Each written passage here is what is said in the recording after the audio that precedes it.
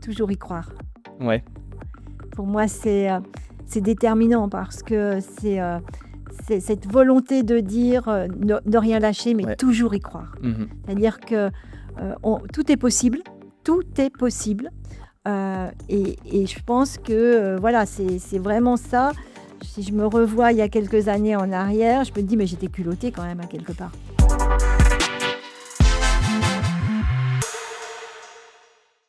Bonjour à toutes et à tous, bienvenue dans ce nouvel épisode du podcast Le Sport en face, le podcast du comité olympique et sportif de la Drôme. Aujourd'hui, nous allons parler de féminisation du sport et pour cela, je suis ravi d'accueillir une invitée d'exception, une pionnière et une figure de référence de la féminisation du sport en France, ancienne athlète de haut niveau. Elle est aujourd'hui une dirigeante reconnue du sport français, vice-présidente de la Fédération française de cyclisme et vice-présidente du CNOSF. Elle a connu 1000 vies à travers le sport. Bonjour Marie-Françoise. Bonjour. J'en profite également pour remercier Team Paddle qui nous permet de réaliser ce podcast dans une infrastructure sportive. Donc voilà, on les remercie pour ça. J'en profite également pour préciser un petit peu comment va s'articuler ce podcast. Habituellement, dans le sport en face, on découpe le podcast en 2 séquences différentes. Une première séquence avec le récit d'un invité qui nous raconte un petit peu sa carrière et son parcours. Et dans un second temps, on accueille habituellement un expert qui nous parle un petit peu des dispositifs existants en lien avec la thématique. Aujourd'hui, on a la chance d'accueillir une invitée qui a ces 2 casquettes-là. Donc on aura un plus long entretien et on pourra aborder ces 2 séquences. Peut-être pour démarrer, Marie-Françoise, comme dans chaque épisode de Le Sport en face, on demande à nos invités de ramener un objet qui peut symboliser quelque chose, qui peut raconter une histoire. Est-ce que vous avez pu ramener un objet ? Oui, alors tout à fait. Pour moi, l'objet, c'est une carte postale marquée Vitalité, Oui, pour lequel cette carte me parle beaucoup. J'ai fait pas mal comment dirais-je, de photolangage, ok. voilà, dans du coaching notamment. Et voilà, cette carte Vitalité, c'est moi. C'est moi parce que voilà, je suis hyper dynamique, hyper engagée, et puis je suis toujours dans le waouh. Voilà. D'accord, super. Pour commencer en douceur et pour apprendre un petit peu à vous connaître, est-ce que vous pouvez nous raconter dans quel environnement vous avez grandi, comment était votre enfance et comment vous avez vécu vos premières années ? Oui, alors donc moi je suis une Aixoise, donc j'habite toujours Aix-les-Bains. Ok. Je suis née à Aix-les-Bains et j'ai grandi bien sûr dans cette ville et j'y suis toujours d'ailleurs. Ok. Et j'ai été dans une famille de sportifs puisque mon papa était au club d'aviron, a fait de l'aviron, mon frère a fait de l'aviron également. D'accord. Et par contre, moi j'ai fait du cyclisme. Voilà, je suis l'aînée d'une famille de 4 enfants. D'accord. Voilà, et tout ça avec voilà, une vie à la fois familiale, une vie associative, parce que j'ai traîné mes guêtres, je dis toujours, sur les bassins d'aviron, puisque D'accord, ouais. voilà, j'ai connu toute cette partie dans ce milieu-là.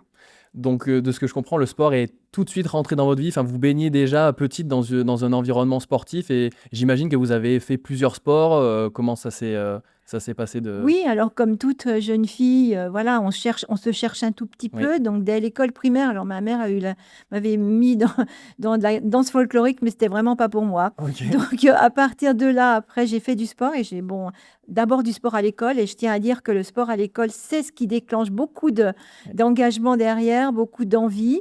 Donc avec des enseignants qui nous ont permis de découvrir différentes Oui. pratiques sportives. Et puis ensuite, alors ça c'était en école primaire, ensuite dans le collège et le lycée, pareil, des enseignants qui ont permis de découvrir énormément de disciplines. Et j'ai fait à un moment donné du handball Ok. parce que avec l'UNSS, grâce encore une fois à l'enseignante qui Ouais. nous donnait l'envie de faire du handball. Et puis ensuite, voilà, j'ai plutôt pratiqué du ski de fond et ensuite le cyclisme aussi. Par rapport au cyclisme, donc c'était pas votre sport de prédilection naturellement, en tout cas pas au départ. Comment vous en êtes arrivé à faire du cyclisme et pourquoi ça a pris une telle ampleur, une telle importance dans votre vie? Alors, ça a pris de l'importance parce que, bon, dans la vie familiale, il y a eu des évolutions. Mon père est venu habiter au club d'aviron puisque c'était Ok. sa discipline. Et quand j'ai demandé à faire de l'aviron, c'était interdit aux filles à Aix-les-Bains, donc Ok. j'ai pas pu faire d'aviron. Et un jour, un peu par colère, j'ai pris un vélo et je suis partie faire du vélo. Et c'est vrai que je me suis tout de suite sentie assez forte en vélo. Mhm. Et derrière ça, ben voilà, avec un cousin qui m'a encouragée, puis après des amis, donc j'ai pris ma première licence à l'Amicale Cycle Aixois. OK et donc ouais, vous avez rapidement, pris goût à pratiquer le cyclisme et puis en plus, comme vous disiez que vous étiez à l'aise sur le vélo et que vous aviez des capacités, c'est ça qui vous a, donné l'envie de continuer, de prendre cette licence-là Oui, voilà, et de d'abord pratiquer, l'envie de faire, je crois OK, qu'il faut le dire, hein. Aujourd'hui, quand on choisit un sport, il faut le choisir par envie. par plaisir, OK, ouais. Alors après, quand on vous dit on est doué, on n'est pas doué, c'est pas ça. Je veux dire, Mmh. aujourd'hui, si d'abord vous avez l'envie, forcément vous allez progresser. Il y a aussi ce sujet Ouais, bien de sûr. progression qui fait que. Et puis après, ben, par contre, effectivement, il faut, pour moi, il a fallu lever les barrières, quoi, hein, Ouais. voilà, parce que ben, pour faire du cyclisme, il y avait juste un club à Aix-les-Bains, mais qui n'avait pas Mmh. de filles, etc. Ouais, Donc, j'ai commencé par la FFGT d'ailleurs, et j'ai OK. gagné le championnat de France. Et c'est comme ça que je suis venue après à prendre ma licence à la Fédération française de cyclisme. OK et pour rebondir justement sur un petit peu le regard qu'il pouvait y avoir parce que vous étiez, une jeune fille qui pratiquait du vélo. Comme vous l'avez souligné, c'est un sport qui, bah, à ce moment-là, était très, très masculin. Est-ce que ça a été plus dur du coup pour vous de vous faire une place même en tant que licenciée, pour pratiquer? Est-ce que ça a été, vous l'avez un peu des fois mal vécu ou alors ça s'est fait assez naturellement et après, il n'y a pas eu de soucis particuliers, Alors, ça s'est fait, oui, ça s'est pas fait naturellement quand OK, même. Il a fallu que j'insiste. d'accord. Voilà, parce que ben, d'abord, je roulais toute seule. Après, effectivement, j'ai pris cette licence au club d'Aix-les-Bains où j'ai roulé qu'avec des garçons. Donc, c'était D'accord. quand même difficile Et parce oui. que voilà, le niveau physique n'était pas le même, etc. Mais je me suis beaucoup accrochée. Ouais. Donc, je pense que c'est aussi mon tempérament, cette Mmh. volonté d'essayer de tenir, de faire aussi bien qu'eux.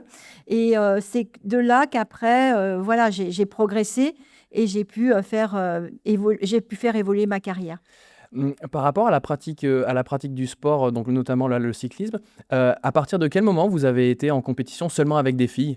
Comment ça s'est passé entre guillemets? Là, vous vous entraîniez avec des garçons majoritairement et est-ce qu'au bout d'un moment, à un certain niveau, donc il y avait des courses où vous étiez que entre filles ou alors comment vous Alors, avez les premières courses, je les ai faites en FFGT. Donc, OK, c'était surtout des grimpées chronométrées, puisque d'accord, dans la région de Savoie, c'était surtout ça. Donc, on était tous mélangés, mais il y OK, avait un classement féminin, etc. d'accord, Et puis après, à la Fédération française de cyclisme, via le club de l'Amicale Cyclexois, j'ai fait ma première course à Pontcharra, je m'en rappellerai OK. toujours. Première course avec les filles, Jeannie Longo était là et je fais deux derrière Jeannie Longo. Voilà. Incroyable. Ah oui, ça c'est une belle anecdote et j'imagine que c'est un de vos moments marquants, Bah dans oui, votre bah, j'ai carrière. envie de dire que quand on commence voilà, par un résultat comme celui-ci, ça nous encourage. C'est sûr. C'est pour ça que moi, je suis toujours très attentive à la prise de licence Ouais, et derrière l'accompagnement, parce qu'il faut qu'il y ait des réussites. oui. C'est comme dans la vie de tous Mmh. les jours, aussi bien professionnelle que familiale. Il faut des réussites pour que derrière, ça nous donne envie. Super. Pour parler un petit peu du haut niveau et justement de votre carrière de cycliste, en 1984, il y a les premières épreuves cyclistes féminines qui arrivent, aux Jeux olympiques, donc à Los Angeles. La même année, les organisateurs du Tour de France masculin décident de lancer le Tour de France féminin. Donc on est en 1984. Vous faites cette première édition du Tour de France, avec Jeannie Langot notamment. Est-ce que vous pouvez nous parler un petit peu de cette période et du souvenir que vous gardez de ce Tour de France féminin? Comment ça se passait? Et puis peut-être le regard qu'il pouvait y avoir, à la fois des spectateurs et puis du monde du cyclisme qui voit arriver ce Tour de France féminin? Ouais, je suis toujours beaucoup dans l'émotion par rapport à ce Tour de France 84 parce que pour moi, c'est le démarrage de tout le reste de ce qui Ouais. s'est passé dans ma vie Mmh. après. 84, on nous dit il y aura un Tour de France et on nous dit ben, écoutez, celles qui veulent faire le Tour de France, il faut aller chercher votre sélection. Et D'accord. c'était dans le centre de la France. J'avais pas d'entraîneur à l'époque, j'y vais, Ah oui, OK. etc. Mmh. Et puis bah, là aussi, je fais un résultat Ouais. donc, qui me permet, à la fin des épreuves, ils nous annoncent la sélection, je suis dedans. Et voilà, j'étais vraiment, je m'y attendais pas du tout. C'est un peu une consécration à ce moment-là, peut-être pour vous de vous Voilà, dire et puis de se que dire, mais je savais même pas ce qui m'attendait. eh oui, Et donc, à partir de là, donc j'ai demandé des conseils à droite, à gauche pour essayer de progresser encore dans la préparation, pour essayer de faire le mieux possible pour moi sur le Tour 84. Et là, je pense que ça a été un rêve ouais. qui s'est réalisé aussi.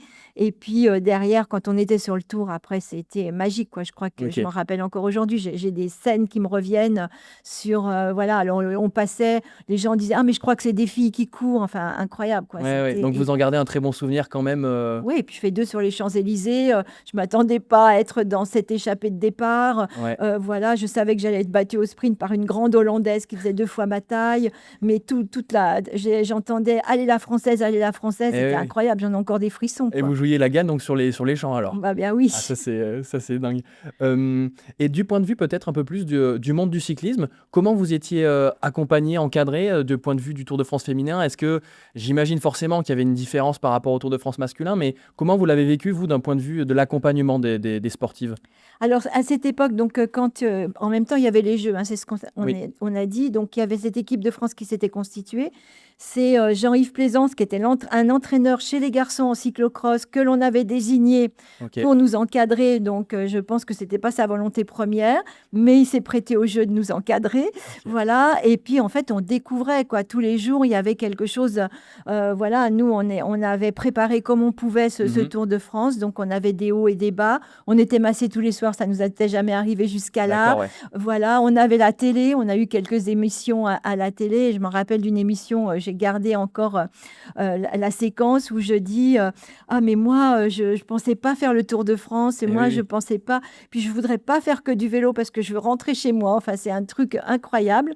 Et puis, tout compte fait, on était très solidaires, cette équipe de France, avec l'entraîneur parce qu'il voulait vraiment qu'on aille au bout. OK. Ouais, Et en ouais. fait, on faisait toutes les fins d'étape des garçons avec une journée de plus de repos. OK. Donc, ce qui était extrêmement difficile, on n'était pas préparé pour. Ah oui, c'est ça, d'un point de vue de la préparation physique, ça a été quand même très dur à, ouais, tout simplement à la compétition. Vous sentiez que vous étiez peut-être pas préparé à un tel en tout cas, à un tel niveau Non, on de n'avait pas du tout on n'était pas du tout préparés. mmh, Moi, j'avais essayé de recueillir des conseils à droite, à gauche, et OK. cetera. Voilà, alors j'ai une petite anecdote que je peux vous raconter Mmh, sur, moi, j'avais sollicité, le partenaire Look pour avoir des pédales automatiques, OK. pour le vélo parce que on me disait: «C'est mieux, ça sera mieux que d'autres pédales», et cetera. Et j'avais reçu une lettre de l'équi de du directeur technique de l'époque de la fédération qui me disait que si, j'avais un problème avec mes pédales et Ouais. mon vélo, je ne serais pas dépannée parce que j'avais des pédales Look, alors qu'aujourd'hui, toutes ces pédales Elles automatiques sont sont quelque chose d'acquis. C'est bon, vous incroyable et étiez j'ai gardé le courrier, quoi. Voilà. vous étiez en avance aussi là-dessus Mais du coup j'étais parce en que avance là-dessus. Voilà. d'accord. Par rapport à toute cette période du Tour de France, qu'est-ce que vous en avez gardé, même pour après plus tard? Qu'est-ce que ça vous a appris, cette carrière de cycliste de haut niveau? Qu'est-ce que vous en avez gardé qui vous a suivi après et qui vous a servi surtout? Alors, ce que je retiens, c'est quand même cet effort collectif. OK, Voilà, moi j'aime beaucoup le groupe, peut-être grâce à ça, ouais. mais voilà, on s'entraidait, celle qui était moins bien un jour, voilà, encourageait l'autre, et cetera. Et puis, c'est aussi cette notion de dépassement, Ouais. parce que, d'abord, c'était tellement nouveau pour nous, on s'est dit: «Mais est-ce qu'on va tenir 3 semaines?» Ah oui, il y avait cette Voilà. question, oui, oui, Voilà, est-ce qu'on carrément, va tenir 3 semaines, et ouais. cetera?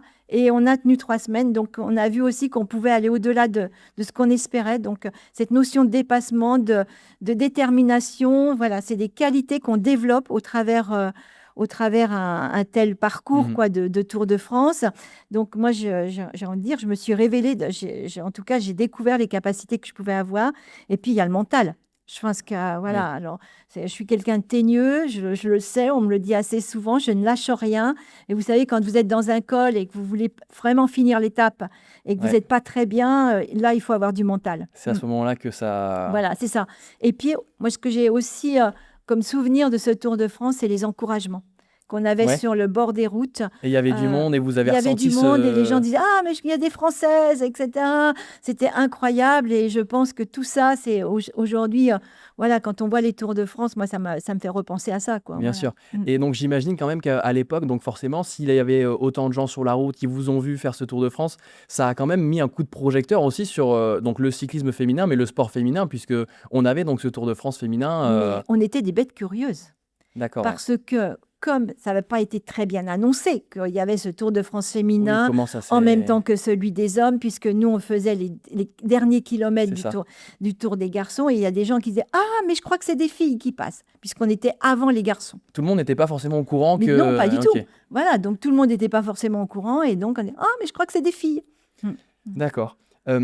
Pour aborder un petit peu la transition entre, votre carrière dans le haut niveau et l'engagement, je voulais vous demander à quel moment vous avez ressenti, est-ce que c'est arrivé peut-être pendant votre carrière sur le vélo ou peut-être après? À quel moment vous avez ressenti cette envie et ce besoin de vous engager à la fois pour le sport, mais aussi pour la place des femmes dans le sport? Bah, je pense que c'est arrivé au fur et à mesure, OK. d'accord? Parce que, voilà, j'ai senti qu'il y avait, besoin de on avait été soutenus aussi, hein. Ouais. Si on était là, c'est qu'on avait été soutenus. Donc il fallait qu'à notre tour, moi j'ai envie de dire, de redonner. Mmh. Pour moi, c'était extrêmement important et puis j'y voyais vraiment des ouvertures. Voilà, je me disais: OK. «On peut faire mieux, si les filles sont plus encadrées, s'il y a des structures, le sport féminin peut grandir». Donc vous À la aviez fois des sur la pratique et à la fois sur l'engagement. d'accord, donc vous aviez déjà un petit peu cette vision de vous arriviez à voir les pistes d'amélioration et les brèches où le sport féminin pouvait vraiment, trouver sa place et Oui, et puis j'ai un peu dans mon caractère, j'ai toujours été chef de classe quand j'étais à l'école. d'accord. Donc j'ai toujours cette, envie Mmh. d'être, voilà, je dis toujours: «La force est dans la meute». Donc il fallait absolument voilà, qu'on soit en meute pour Par avancer le collectif, par le donc. collectif et je pense que le tour, ce Tour de France, ce premier Tour de France me l'a encore plus, Ça a été révélé. vraiment fédérateur d'un point de vue, collectif, ça, Tout à fait, parce OK. que d'abord, on était très solidaires à ce moment-là et je revois encore, quelques collègues avec qui on a fait ce Tour de France et on se D'accord, vous rappelle avez des a gardé du lien voilà, et ça Corinne c'est Le Gall, voilà, Nathalie Diard et mmh. cetera et on reparle de tout ça avec, et on se revoit une fois par an d'ailleurs, fin août, Ah! voilà, à OK, Bordeaux, super. chez une autre collègue et cetera, Ah, parce c'est qu'on a super. gardé Ah, ce il y a vraiment contact. eu ce lien qui, Voilà et comme quoi le sport, c'est aussi du bien lien sûr. social. Pour moi, c'est hyper important. Mmh. Pour, continuer un petit peu dans le fil chronologique de votre vie, de votre carrière, est-ce que vous pouvez nous raconter un petit peu comment s'est passée votre reconversion? Donc voilà, vous avez eu cette carrière dans le haut niveau. Aujourd'hui, vous êtes, dirigeante, dans le sport français, mais quelles ont été les différentes étapes? Parce que j'imagine que ça n'a pas été simple, surtout en tant que femme et quel a été un petit peu le cheminement pour arriver donc, une fois que votre carrière était derrière vous, à vous dire: «OK, maintenant je veux m'engager pour le sport», mais, par quel biais et comment ça s'est un petit peu, passé ce Alors, si parcours-là? je vous disais qu'au départ, j'étais secrétaire médicale, donc vous voyez que c'est quand même, pas le métier qui m'a amenée, Mmh. et derrière ça, donc la première année que je fais le Tour de France, je travaillais, dans une clinique, c'était la clinique Saint-Joseph à Chambéry où je me revois sur les marches de cette clinique OK. avec tout le personnel pour Ouais. m'encourager au départ du Tour de France et derrière ça, effectivement, j'ai bien vu que c'était plus compatible après pour essayer de faire une Mmh. carrière. Ouais. Donc j'ai passé les diplômes de moniteur de ski de fond OK. en disant: «Je pourrais enseigner l'hiver et je pourrais faire que du vélo l'été». C'est ce que j'ai fait pendant un certain nombre OK. d'années et une fois ma carrière de cycliste finie, j'ai eu envie de passer ce fameux brevet d'État Ouais. qui permettait derrière d'en faire son métier, de faire Mmh. un métier d'entraîneur, puis ensuite de cadre technique. Au moment où vous voulez devenir cadre technique du coup, est-ce que ça a été, j'imagine, pas si simple ou en tout cas, s'il y a pu avoir des moments un petit peu frustrants? Est-ce que vous pouvez nous raconter comment ça s'est déroulé? Oui, alors d'abord, quand j'étais sur ce poste en reconversion, j'ai d'abord pris des fonctions, au Vélo Club d'Annemasse, où j'ai OK. été la première femme directrice sportive d'une équipe, garçons et j'ai voulu passer le concours en même temps de la fonction publique, le cadre technique et Mmh. il n'était pas ouvert aux femmes. Donc D'accord. quand je découvre ça, j'ai un papier collector quand même à la maison, Ouais. qui et bon, bah, je me suis retournée vers le ministère en demandant de pouvoir, voilà, faire en sorte que ce concours, soit ouvert. Ça a mis un peu de temps. J'ai pas lâché. J'ai relancé très souvent. Oui, ça devait être frustrant pour vous de vous dire parce que vous étiez prête et vous aviez envie d'y Voilà, aller c'est en plus. ça. Ouais, Mais ouais, je me disais sans doute que je vais aussi ouvrir la porte pour d'autres femmes bien et sûr. ça a été le cas et donc quand, je l'ai passé et que je l'ai réussi, je n'ai pas eu de poste tout de suite sur le cyclisme. OK. J'ai été en conseiller d'animation sportive dans une direction départementale jeunesse et sport D'accord. et à Lyon d'ailleurs, après à la direction régionale, avant d'avoir un poste à la fédération. OK. Tout simplement pourquoi? Parce que je pense qu'on a, dans je dirais dans l'histoire de la fédération, il n'y avait pas de femme cadre technique et qu'on s'était dit: «Non, ça peut pas être pour elle» et cetera quoi, voilà. Mmh. Donc, ça vous a enfin, votre travail et votre abnégation a permis d'ouvrir des portes à beaucoup. Pour entrer un petit peu dans le vif du sujet, de la thématique du jour, de la féminisation, si on essayait de faire un petit état des lieux, de la féminisation du sport, en tout cas en France, par rapport à ce que vous avez connu vous, ce que vous avez connu en tant que sportif de haut niveau et ce qu'on connaît maintenant en 2026.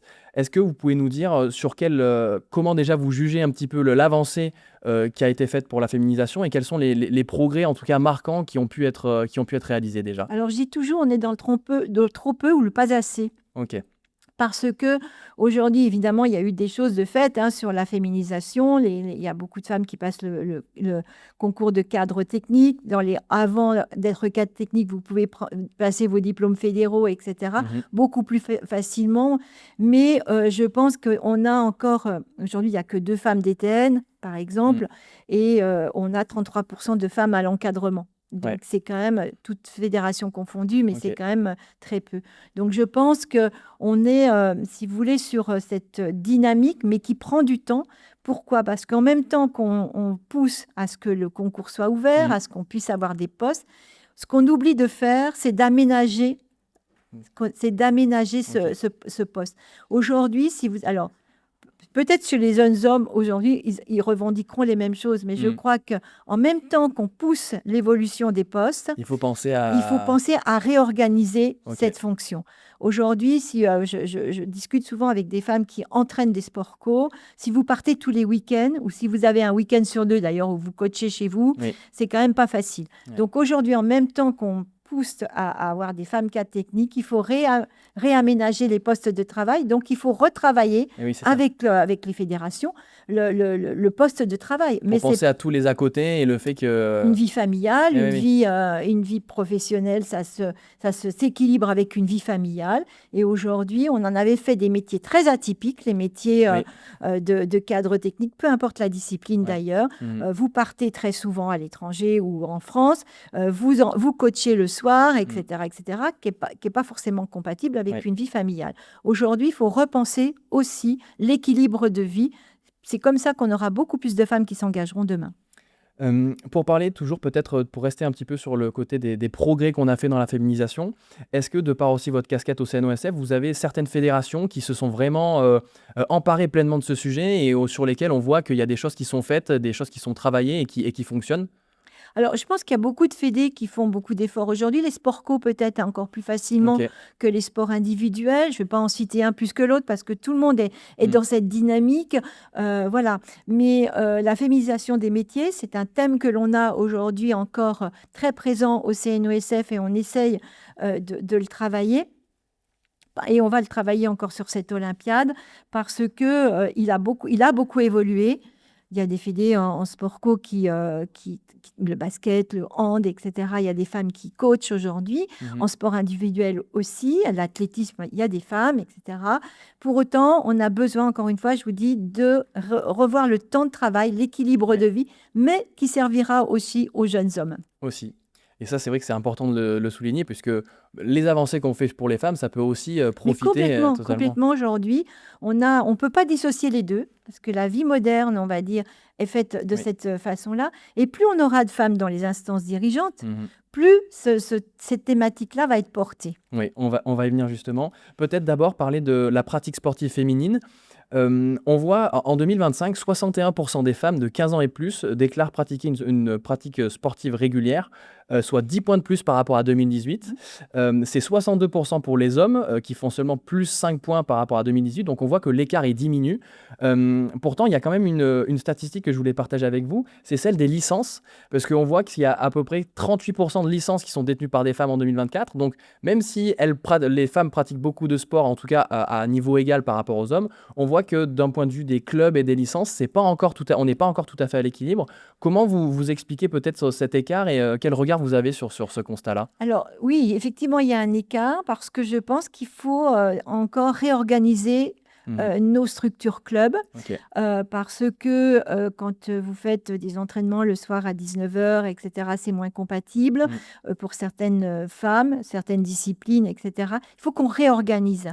Voilà. Est-ce que le samedi matin, vous prévoyez une petite garderie en même temps pour que vous puissiez accueillir des femmes qui viennent pratiquer, par exemple. Voilà. Après, de ne pas donner des heures, des créneaux de gymnase à 19h pour les femmes. Voilà, c'est aussi des choses à imaginer. Voilà, et je pense qu'il faut...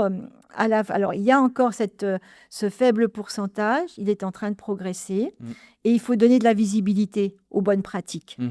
Plus on donnera de visibilité, plus on va encourager, si vous voulez, ce développement de pratiques d'une façon très différente d'avant, encore une fois. Et puis, je pense aussi à au coût, hein, au coût de pratique aussi. Peut-être aujourd'hui, imaginer la licence famille, etc. Il y Mmh. a plein de choses à imaginer Il y a pour plein de choses qui qu'on sont attire davantage de femmes à la pratique sportive. et c'est des choses qui sont, on peut le dire pour les salariés de club, les dirigeants de club qui nous écoutent aussi, c'est des choses qui sont accessibles et qu'on peut imaginer, sans être un gros club d'un point de vue du budget ou sans, forcément avoir des moyens, colossaux. Mais en tout cas, voilà, c'est des petites choses auxquelles on peut penser déjà aujourd'hui et qui font que, ça encouragera peut-être certainement plus de jeunes filles à venir pratiquer Oui, et puis il y a les créneaux entre midi et deux qui, mmh, voilà, qui aujourd'hui sont favorables pour des femmes, ouais. etc. Et il y a, voilà, je pense qu'il y a tous ces enjeux-là qui demandent à être retravaillés pour essayer de mieux accueillir. Mmh. Et puis, ne pas parler tout de suite compétition. OK, ouais. Voilà, je crois qu'on fait peur quand on parle de compétition aujourd'hui. Mmh. Le goût de la compétition, il vient après. Je pense que D'accord. Dans un d'abord, il faut second donner temps, le goût de l'effort, le goût de la participation collective, mmh. pour ensuite, on se dirigera très naturellement vers de la compétition parce qu'on a envie de se mesurer. Oui, bien On sûr. est des humains. Pour parler un petit peu maintenant, on l'a abordé un peu avant, de la place des femmes dans les instances dirigeantes. Pour introduire cette thématique-là, lors des dernières élections fédérales de 2024, on a pu voir que la part des femmes dans les conseils d'administration, a considérablement augmenté. On est à 49%, donc presque à la parité, concernant les conseils d'administration. Cependant, au niveau des différents postes de présidente de fédération, on voit qu'on est bien plus loin de la parité puisque aujourd'hui, on a seulement une vingtaine de femmes présidentes, 23. 23 femmes Mmh, présidentes, sur, dont 3 en coprésidence, hein, quand ouais. même. Ah Voilà. oui, donc Ouais. sur, plus de 110 fédérations membres du CNOSF. Quel regard vous avez là-dessus et comment vous expliquez que, même si on fait des progrès, d'un point de vue du conseil d'administration, mais sur le dernier étage de la fusée de la fédération, il y a encore, une marche à gravir et des progrès à faire, sur le rôle des femmes dans les fédérations? Alors pour compléter, il y a aussi 4 femmes présidentes de fédération olympique aujourd'hui. Ouais, OK. Voilà, donc ce qui est très peu. Oui, alors pour progresser, je pense qu'on part de très loin, OK. Mmh. voilà, et que, il faut d'abord, accompagner à la prise de responsabilité. Et ce qu'on fait, on en parlera tout à l'heure avec Mmh. le Club des 300, c'est aussi changer nos organisations, nos Oui. modalités de fonctionnement. Je vous le disais tout à l'heure. Mmh. La réunionnite aiguë le soir à 20h, etc., c'est pas possible pour des femmes ou très peu, mais c'est pas possible non plus pour les jeunes hommes aujourd'hui. Oui. Voilà, donc je pense qu'il y a un modèle de fonctionnement qui est à revoir. Merci Covid, puisque le télétravail permet aujourd'hui de la visio. De s'adapter beaucoup plus simplement, Justement, gouverner à distance en visio, on le fait beaucoup plus, donc c'est favorable aux femmes aussi. Il y a un véritable changement organisationnel Ouais. à faire pour que ça puisse être propice aux femmes, mais pas qu'aux femmes, je vous dis, aux jeunes hommes Oui, bien aussi sûr. demain. Mmh. Par rapport à ces chiffres qu'on a donnés juste avant, on aurait presque tendance à penser qu'il y a un certain plafond de verre, en tout cas au niveau des fédérations, qui s'est installé par rapport à la place des femmes. Pourtant, comme on en discutait tout à l'heure, quand on s'intéresse aux plus hauts postes à responsabilité dans le paysage du sport français, le CNOSF est présidé par Amélie Oudéa-Castéra, qui est une femme, elle a elle-même été ministre des Sports. Depuis 10 ans, on a majoritairement des femmes qui ont occupé cette fonction de ministre des Sports. La présidente du CPSF, Marie-Amélie Le Fur, est aussi une femme. Elle préside aussi l'ANS. Donc on voit en fait que quand elles ont la possibilité de prendre ces fonctions-là, et ben en fait elles le font pleinement et à compétences égales, si ce n'est plus importantes que chez les hommes. En tout cas, c'est Oui, alors elles prennent leur place et elles réussissent dans leur place. ça. Ça aussi, Mmh. ces modèles de réussite vont encourager d'autres femmes. Et on le voit, ça progresse. Oui. Pour autant, voilà, encore une fois, c'est l'organisation même de cette prise de responsabilité, du temps qu'il faut y consacrer, etc. On doit encore travailler sur ces modèles de gouvernance pour rendre quelque chose de plus agile, Oui. plus facile, et puis moins coûteux. Parce qu'il y a aussi coûteux aujourd'hui des femmes qui travaillent à côté. Oui. La plupart de ces femmes-là, ce sont des femmes bénévoles ou quasiment bénévoles. Bon, pas la présidente du CNO, pas plus qu'Amélie, etc. Mais c'est aussi dans les fédérations, il y a encore beaucoup de femmes qui sont ou indemnisées ou peu indemnisées. Ok. C'est pareil pour les garçons. Donc, Oui. je crois qu'aujourd'hui, c'est un véritable métier. On peut parler de métier, Mmh. et donc ça demande rémunération. Très bien. Une question que je voulais vous demander par rapport à ça, à la place des femmes dans les instances dirigeantes. Est-ce que vous pensez, par rapport à tous ces constats qu'on vient de faire, que, on est un petit peu dans l'obligation de légiférer et de poser un cadre juridique pour faire en sorte que les choses bougent vraiment et que, en fait, on n'ait pas «le choix» entre guillemets pour que vraiment les choses avancent? Ah oui, j'en suis complètement convaincue. La loi sur la parité sur les instances nationales a fonctionné. Oui. Tout le monde s'est affolé à ce moment-là. On y Mmh. reviendra sur le Club des 300. Oui. Et je pense qu'il faut légiférer. Il n'y a que la loi qui contraint, Mmh. à quelque part, qui contraint, mais qui fait progresser. Très bien, donc là, la transition, elle est toute trouvée. Vous portez un dispositif phare au CNOSF par rapport à la place des femmes dans les instances dirigeantes, le Club des 300. Est-ce que vous pouvez nous en parler un petit peu? Oui, alors c'est vrai que c'est vraiment quelque chose, j'ai le sourire, j'ai la banane quand je parle de ça parce que Mmh. c'est une réussite totale. Pourquoi c'est une réussite? Tout simplement parce que on a à la fois eu la volonté politique au niveau du CNOSF d'embarquer sur cet Oui. accompagnement des femmes pour aider les fédérations à se doter de ce taux de féminisation obligatoire.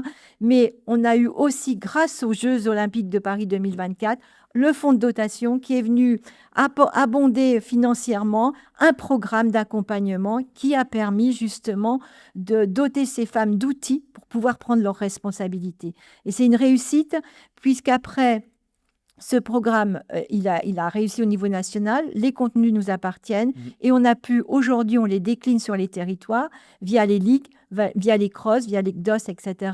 Donc pour moi, c'est vraiment une réussite totale et on a vu que si on met les moyens, s'il y a une volonté politique, plus les moyens à côté, on Il peut se passe quelque réussir. chose Il se passe quelque et chose. ça marche. Donc effectivement, dans les territoires aussi au niveau régional, vous avez des promotions, un petit peu partout en France, donc Oui. du Club des 300. Est-ce que vous pouvez peut-être nous parler d'un résultat en particulier? Est-ce qu'il y a un profil, que vous voudriez, qui vous tient à cœur, que pour, exemplifier un petit peu cette réussite du Club des 300? Est-ce qu'il y a un parcours qui vous a, marqué plus qu'un autre ou? Bah, j'en ai pas, je n'ai pas un qui est sorti plus du lot. J'en aurais plusieurs. Bon, Ouais. bah, déjà Marie-Christine Place, par Mmh. exemple, elle a fait l'accompagnement, elle est présidente du CROSS Oui. aujourd'hui. On a aussi accompagné la présidente aujourd'hui de la Fédération Montagne et Escalade, donc Mmh. qui est aussi en accompagnement. Voilà, on a beaucoup de réussites à tous les niveaux, donc je ne vais pas en valoriser une plus que l'autre. Mmh. C'est des réussites totales. On voit cette dynamique qui s'est créée. Il y a des réseaux très solides entre elles et même si elles ont fini le programme, Eh oui. elles restent en réseau, etc. Donc pour nous, c'est hyper important Mmh. et elles viennent se soutenir quand elles en ont besoin. Je donne l'exemple, la semaine prochaine, on aura à l'Assemblée générale Oui. du CNOSF, les présidents de fédération m'ont téléphoné, certaines, en disant il faut que les présidents de fédération, Sois on se présente, retrouve après pour bien aller sûr. dîner ensemble. Je trouve ça génial. Eh oui, c'est là où ça prend tout son sens et qu'il y a Exactement. cette dynamique collective qui est, Exactement. Est-ce qu'il y a des perspectives de continuation, de prochaines étapes pour le Club des 300? Est-ce que vous avez déjà commencé à réfléchir à comment le perpétuer, un petit Alors peu? d'abord, on le décline sur les territoires. Oui, c'est vrai, Hein, ça c'est prend vrai du qu'on le décline sur les territoires, donc pour les fédérations via leur comité, pour les crosses et les GDOS via leurs entités, oui. etc.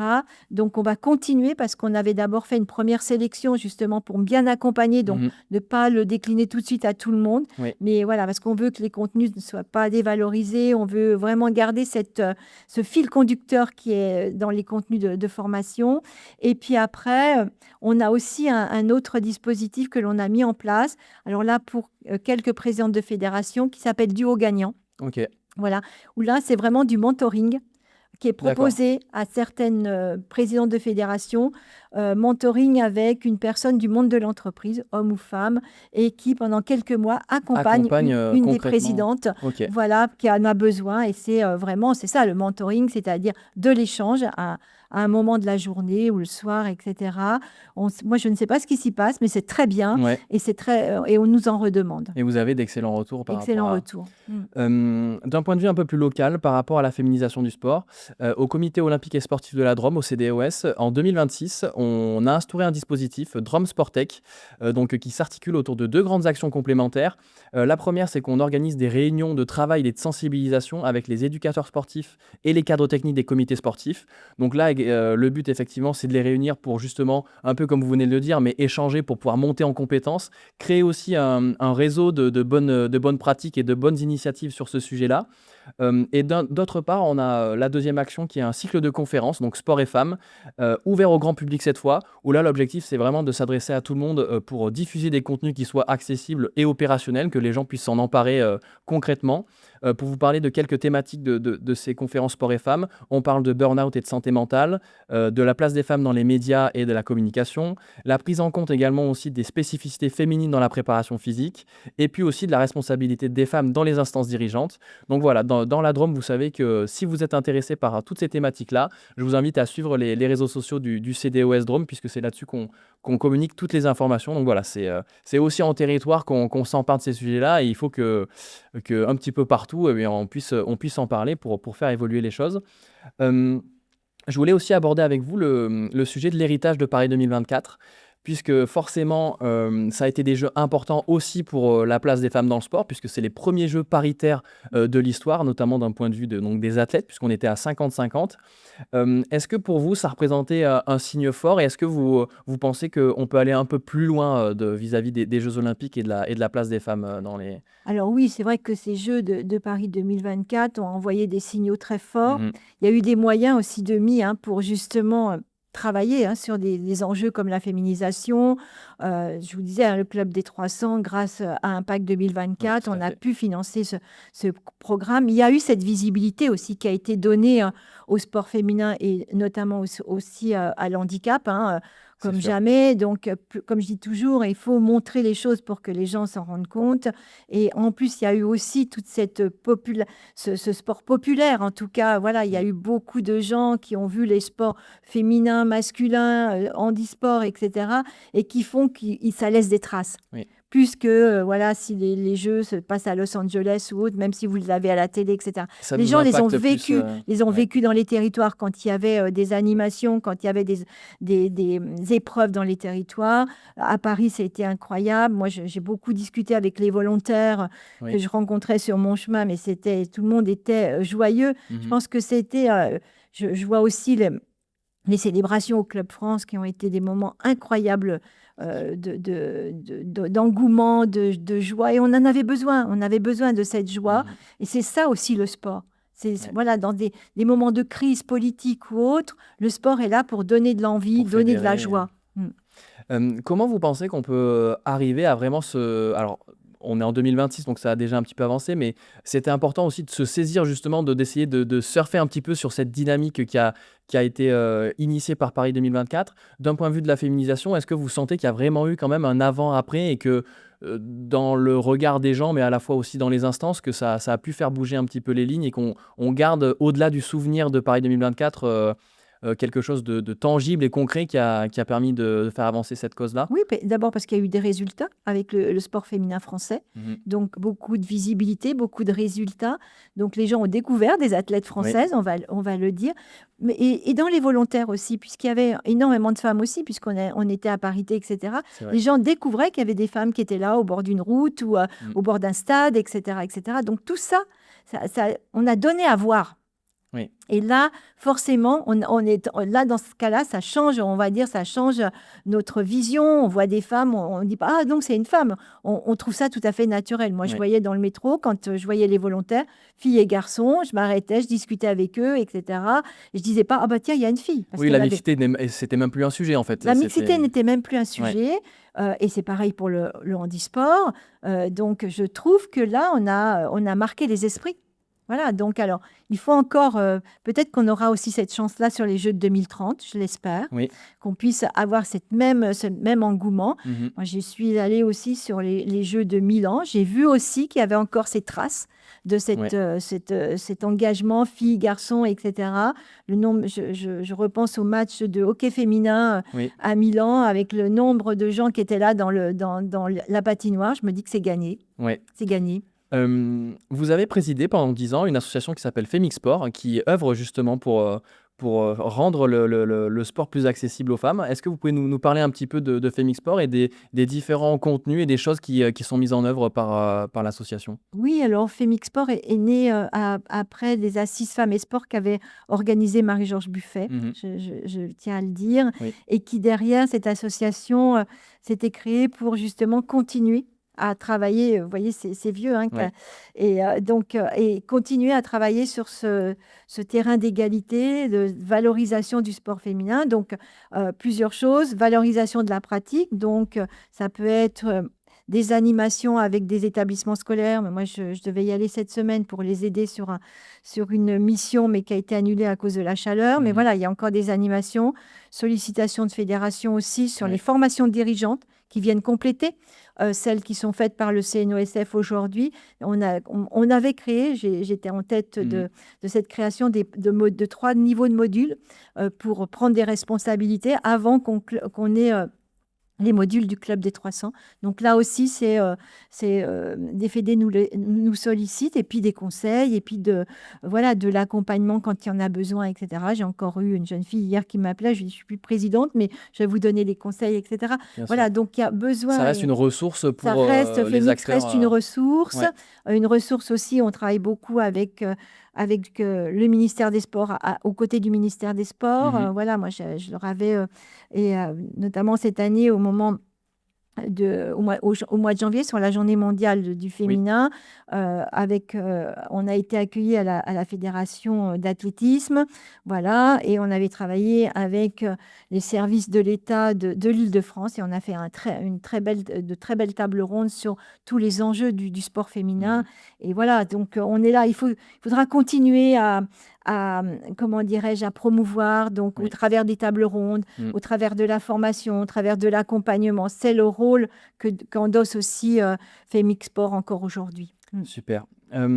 On avance dans cet entretien, on arrive un petit peu vers la fin. J'aurais aimé qu'on aborde les différentes perspectives de la féminisation du sport. Vous avez mentionné le rôle du ministère des Sports notamment.